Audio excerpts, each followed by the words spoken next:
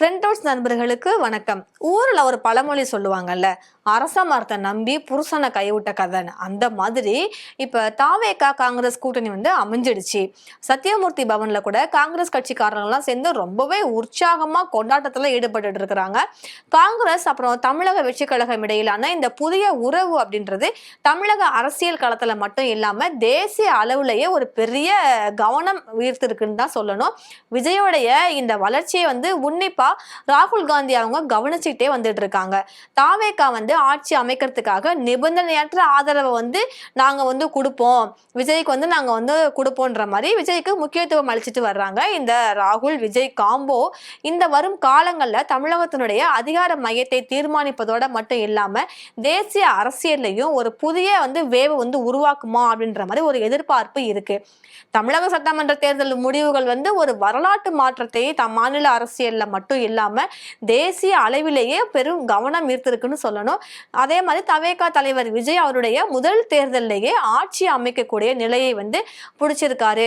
டெல்லி அரசியல் வட்டாரங்கள்ல இது எல்லாமே ரொம்பவே கவனமா உன்னிப்பா பார்க்கப்படுது. இந்த சூழல்ல தமிழகத்தினுடைய நீண்ட காலமாக திமுகவோட கைகோத்து கூட்டணியில இருந்த காங்கிரஸ் இப்ப விஜய் பக்கம் திரும்பி இருக்கிறாங்க. விஜயை நோக்கி தன்னுடைய கரங்களை நீட்டி இருக்கிறாங்க. இந்த செய்தி அரசியல் வட்டாரங்கள்ல மிகப்பெரிய பேசும் பொருளா மாறி இருக்கு. தேர்தல் தோல்விக்கு அப்புறமா காங்கிரஸ் மாநில தலைமைக்கு ராகுல் காந்தி ரொம்பவே கடுமையான அதிருப்தியை வெளிப்படுத்தி இருக்காரு அப்படின்ற மாதிரி தகவல்கள்லாம் வந்துச்சு.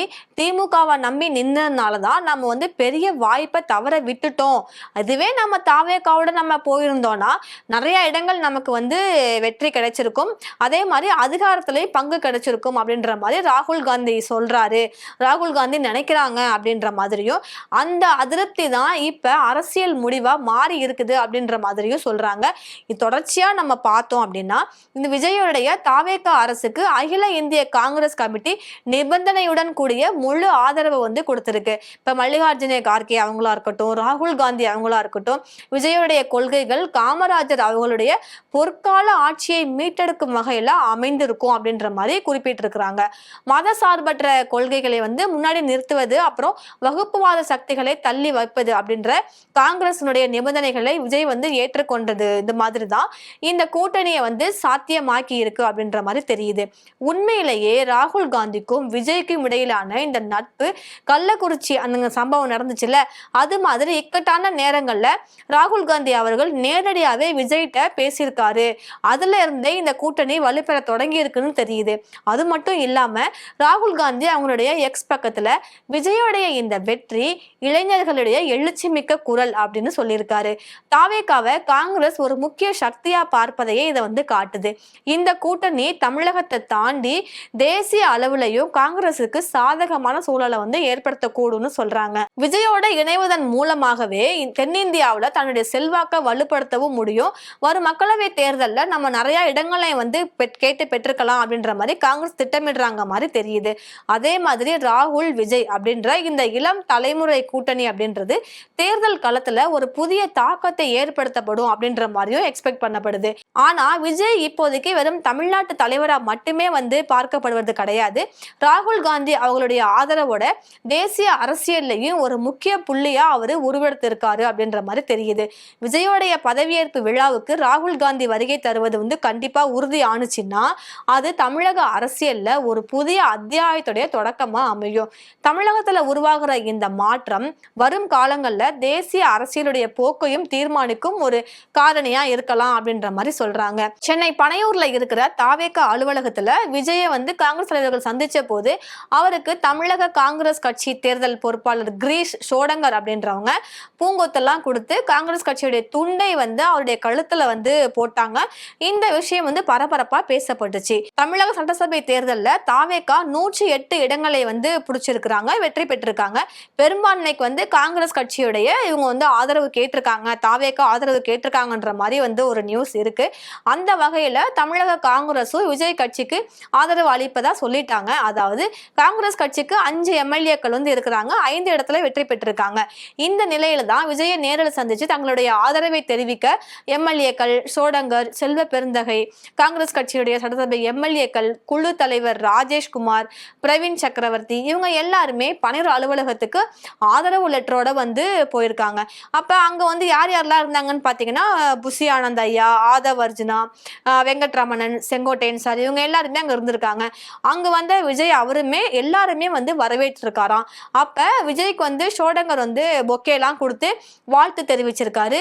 உடனே விஜய் கழுத்துல காங்கிரஸ் கட்சியினுடைய துண்டை வந்து போட்டாரு.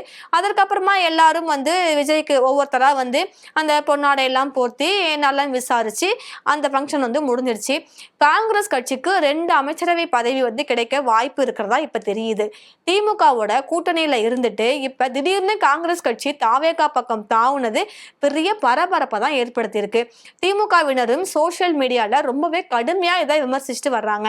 ஆரம்பத்துல இருந்தே பிரவீன் சக்கரவர்த்தியா இருக்கட்டும், ஜோதிமணி, மாணிக்கம் தாக்கூர், இவங்க எல்லாருமே விஜயோடைய கூட்டணி செல்லலாம் அப்படின்னு அவங்க சொல்லிட்டு வந்தாங்க. ஆனா சோனியா காந்தி அவங்க தான் திமுகவோட கூட்டணி அப்படின்ற மாதிரி ரொம்பவே ஸ்ட்ரிக்டா சொல்லிட்டாங்களாம். இந்த நிலைமையில தாவேகாவுக்கு காங்கிரஸ் வந்து ஆதரவு அறிவிப்பது குறித்து ஜோதிமணி வந்து சொல்லியிருக்கிறாங்க. என்ன அப்படின்னா, ரொம்ப நாளாவே பாத்தீங்கன்னா காங்கிரஸ் அப்படின்ற கட்சி திமுக கூட்டணியில வந்து டிராவல் பண்ணிட்டு இருக்குது. 10 வருஷமாவே கூட்டணியில இருக்குது. ஒரு கூட்டணியில இருக்கும்போது இந்த தோல்வி, வெற்றி, ஏற்றம், இறக்கம் இது எல்லாமே இருக்கும் தானே. இப்ப நானே பொது வெளியில வந்து முரண்பட்டிருக்கிறேன். இப்ப தமிழ்நாட்டுடைய நலன், எதிர்காலம் இதெல்லாம் பார்த்து தமிழ்நாடு காங்கிரஸ் கமிட்டி ஒரு மனதா தாவேகாவோட கூட்டணி சேர்வது அப்படின்ற முடிவு வந்து எடுத்திருக்காங்க.